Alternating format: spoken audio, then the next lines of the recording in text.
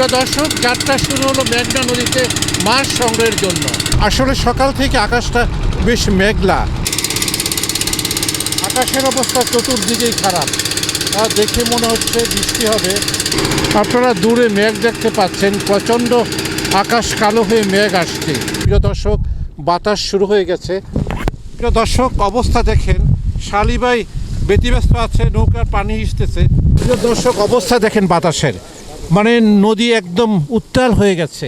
এখানে এক ভাই আছেন, নৌকা রাখতে পারতেছে না। কাকা, এটা কি ওই এই সময় মাঝে মাঝে জ্বরটা হয় না? প্রিয় দর্শক, দেখতে পাচ্ছেন বৃষ্টির অবস্থা, আর নৌকা রাখতে পারছে না, মেঘনা উত্তাল হয়ে আসছে।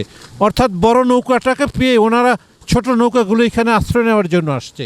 শালি ভাই, কি অবস্থা নদীর অবস্থা অনেক খারাপ। কোন দিকে তুফান?